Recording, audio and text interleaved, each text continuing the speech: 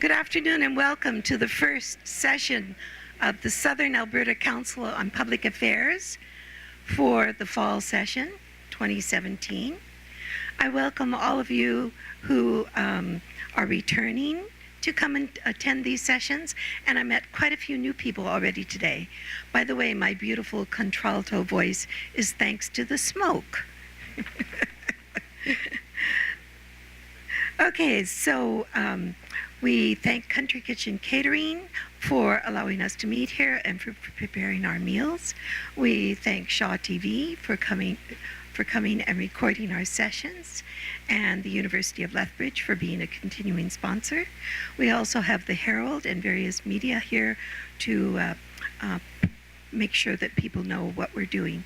So we're an issues-based non-profit organization run by volunteers.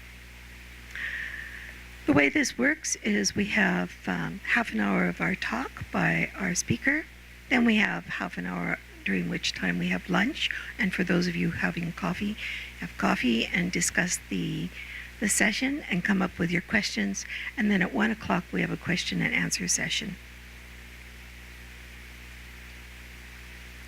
We also thank CKXU Radio and other media. Okay, our topic for today is, from a historical perspective, what is likely to happen following the recent deadly violence in Charlottesville involving white nationalists. Our speaker is Dr. Lynn Kennedy, who received her BA in Honours from the University of Western Ontario in 1993. Following this, she completed her Master's in History at Queen's, and then earned a Master's of Library and Information Science at the University of Western Ontario in 1995. She once again returned to the UWO to begin her PhD studies in 1999, and her doctoral dissertation was Partus Sequitur Ventrum, Meanings of Childbirth and Motherhood in the Antebellum South. Oh, sorry, could you not hear the rest of what I said? It wasn't important. We're talking about the speaker now. She received the 2005 Lerner Scott Prize for the Best Dissertation in U.S. Women's History from the Organization of American Historians. Dr. Kennedy's recent research interests focus on southern U.S. before the Civil War, particularly on the link between domestic relationships and the broader social and political structures. Her book, Born Southern, Childbirth, Motherhood, and Social Networks in the Old South, was published in 2010. Her current book project examines the use of gossip in forming social communities among elite whites in the antebellum South. We can relate to that here, lots of gossip. Her class offerings include courses on slavery and abolition, the American South, and the history of the civil rights movement in the U.S. And Dr. Kennedy says she has been to the South and studied down there, although she has not lived down there for a long time. Okay, let's all welcome our first speaker for this session and this year, Dr. Lynn Kennedy.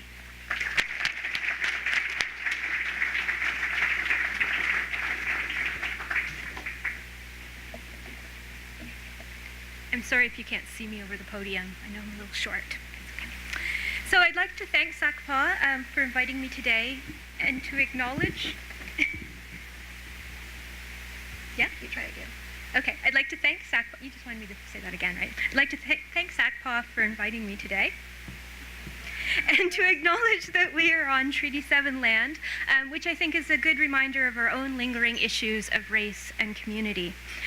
But today, I've been asked to provide some historical context for the recent confrontations in Charlottesville, the long history of white supremacy that found its latest outcropping in this Virginia town. Racism and its historical manifestations is sadly an almost infinite subject, but I will try to begin to trace the origins of the various factions that came together this August. This particular story ostensibly begins with the Charlottesville City Council's vote to remove this statue of Robert E. Lee from the public park. Such removals have recently become a source of confrontation in a number of southern cities, perhaps most notably before Charlottesville in New Orleans, where the mayor employed armed guards to protect workers removing their own statue of Robert E. Lee, which happened in May. Other places have opted to do the removal under the cover of darkness to avoid these confrontations. Robert E. Lee was the commander of the Army of Northern Virginia during the Civil War, and probably the most skilled and celebrated Confederate general. He was also a slave owner, and of course, by definition, a traitor to the United States. There doesn't seem to be any direct evidence that Lee had a personal connection with this area of Virginia or had even visited. It is only as his role as a leader of the Confederacy that his statue was there. Charlottesville itself is the home of the University of Virginia and is known to be a relatively liberal college town. Its location, however, provides one of the first clues as to why the events in August exploded in the way that they did here. Its geographic location in central Virginia places Charlottesville within fairly easy driving distance of not only West Virginia, but Kentucky, western Pennsylvania, and southern Indiana and Ohio. Not all within what we usually think of as the South, but all considered very red or conservative, politically speaking. The specific dispute over the Confederate statue also suggests the first racist group I want to talk to you about today. These people are probably not what you thought of when I said the first racist group. These fancy-hatted ladies like to see themselves, and others probably saw them as well, as the very embodiment of Southern charm and hospitality. But they were also Southern nationalists and white supremacists. Groups of women like this one were responsible for erecting most of the statues memorializing the Confederacy, like the one of Robert E. Lee in Charlottesville. In 1865, elite Southern women began to form ladies' memorial associations to build and maintain Confederate burial grounds, since most of the Southern dead could not or would not be buried in the cemeteries that were erected by the national government in the wake of the Civil War. Later, these groups also turned their attention to raising money to build statues that celebrated what they saw as Southern war heroes. In 1894, some 30 years after the end of the war, these memorial associations were superseded by the formation of the United Daughters of the Confederacy. The UDC, besides continuing the building of memorials, also sought to inculcate young white Southerners with a reverence for their version of history, particularly what they called the war between the states, or in the most hardcore cases, the war of northern aggression. This version of the Civil War evolved into what is known as the lost cause, positing that the South had lost the war only because the North possessed more resources, not because the Southern cause, particularly slavery, wasn't just. Most importantly for our purposes, it romanticized the Old South, and specifically slaveholding, as a happy and prosperous place wherein everybody knew their place, and that's a phrase that we hear a lot. Now, in case the racism inherent in that visioning of history is not readily apparent, it may also be important to note that the vast majority of memorials to the Confederacy were built between 1890 and 1920 or so. And this is a graph by the Southern Poverty Law Center. It's a little bit hard to see, but that huge spike there is during this period that we're talking about. And that's notable because this was the time when the system of racial segregation was also being established and enforced, not only by state laws, but by the violence of lynching, which reached its horrifying heights around the same time. As another marker of their white supremacy, the UDC even proposed a national memorial to the Faithful Slave, or Mammy, to be built in Washington, D.C. in the 1920s. This was a project that rather incredibly got so far as Congress making a land grant for the statue before protesters made them think better of it. So you can't see a statue of the Faithful Slave in Washington now. It's perhaps also important to note that the United Daughters of the Confederacy continues to exist and to promote the lost cause mythology even today. For example, in 2002, Vanderbilt University in Nashville, Tennessee, tried to remove the name Confederate Memorial Hall from a dormitory that had been built with donations from the UDC in 1935. The UDC didn't like that. They sued over the name change, and a court ruled that Vanderbilt would have to pay back all of the UDC's donation, valued in today's dollars at $1.2 million, to be rid of the Confederate name on this dormitory, something that the university finally decided to do in August of 2016. This group, then, may be seen as the polite face of the neo-Confederates who were present at Charlottesville, albeit polite only in the sense that they use the courts rather than torches to continue the celebration of white supremacist vision of American society. So there is a more familiar link between the Civil War era and the racial hatred on display in Charlottesville, and that's the symbolism embodied in the Confederate battle flag.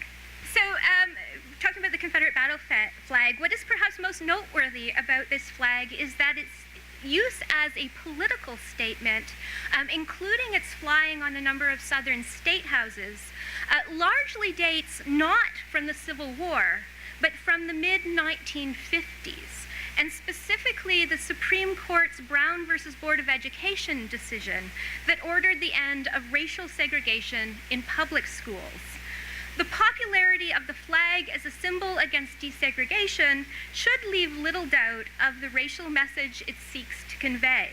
This is a celebration of heritage, only so far as white Southern heritage has been built on a narrative of white supremacy.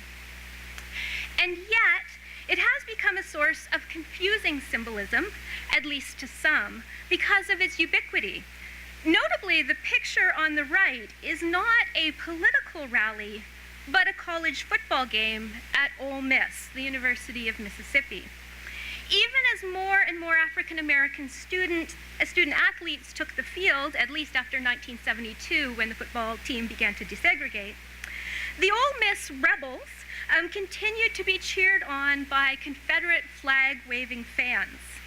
And although officially banned by the university in the 1980s, the flag remained in evidence at myriad tailgate parties.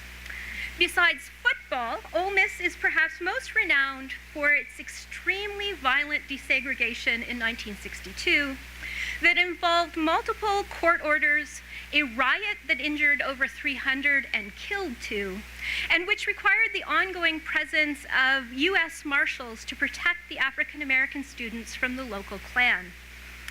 Further, Mississippi continues to be sanctioned by the NCAA, which is the governing body of college sports, because of the state's continuing display of the Confederate flag.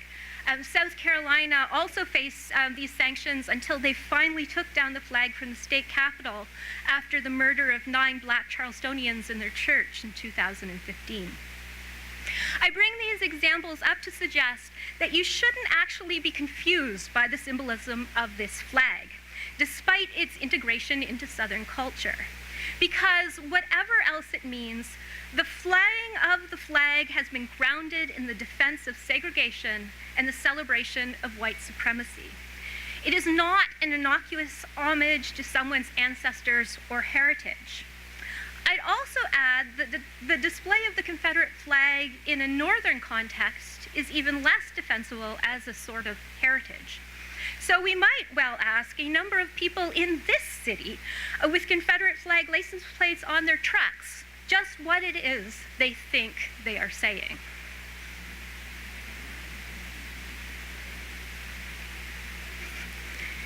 You can ask them later. the Confederate flag should be linked not to sports teams, but instead to the rise of hate groups, like the Ku Klux Klan, a group prominently represented in Charlottesville.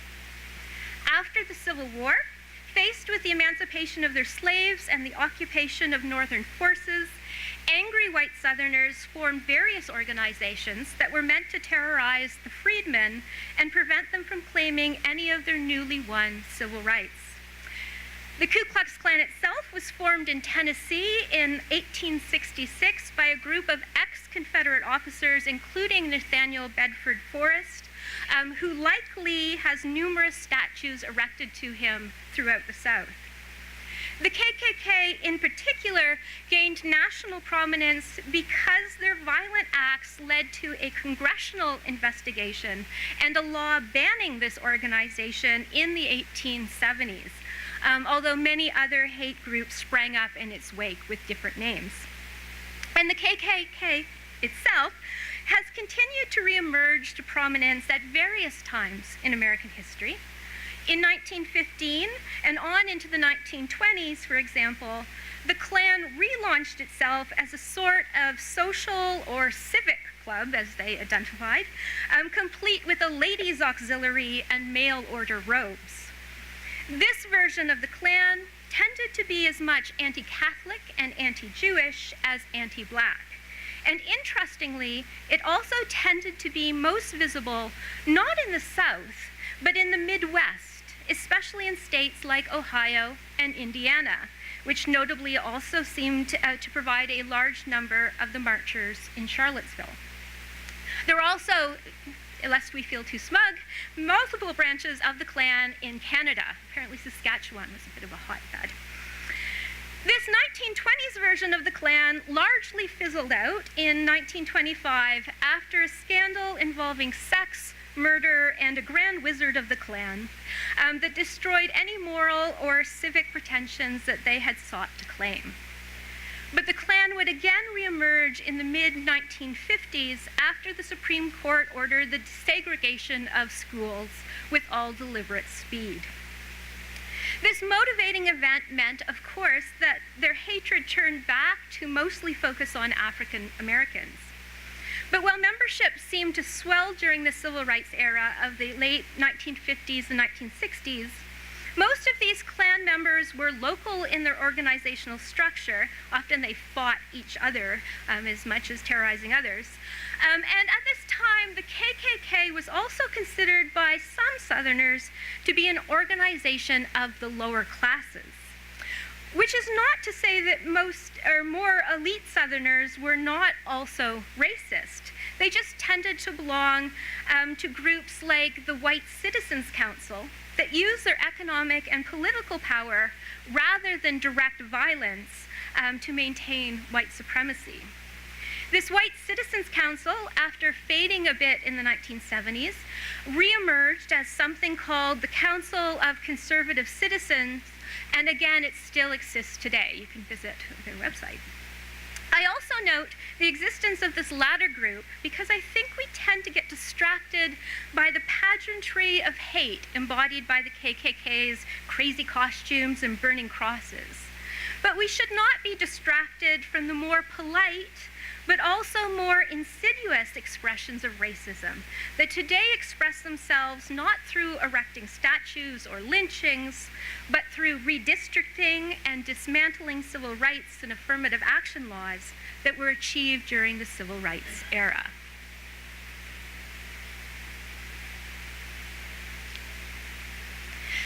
The last group that contributed to the hateful displays in Charlottesville were the neo-Nazis and white nationalists. And I have to confess that I know a little bit less about the specific origins of these groups because they have been more prevalent in the West than in the South. But that in itself is an important point. Too often in the past, racism has been viewed as a Southern problem and not an American problem or a North American problem. But these groups, of course, belie that assumption. Like the KKK members, neo-Nazis claim a racial superiority over both blacks and Jews, while also, rather paradoxically, claim to be victims. The internet has allowed all of these various hate groups to find each other and to interact in ways that were not previously possible. The rebranding of an apparently unified alt-right, legitimized by their own media outlets and seemingly now by the president, has recently emboldened these groups. They justify their positions as a defense of what they term American values, which in a twisted way may be uncomfortably accurate. An insistence on free speech, even hate speech, the right to bear arms in public and threateningly, and indeed racial discrimination and anti-Semitism are, in fact, historically embedded in the American experience. But while those who I completely unobjectively will say are on the right side of history have used other elements of the democratic experience to press forward for progress and the expansion of civil and human rights, those who align themselves with the alt-right look back to a mythical past, one in which their whiteness, their Christianity, and in many cases their maleness and their heterosexuality gave them ultimate social power. Charlottesville, then, may become another point in American history in which individuals have to choose.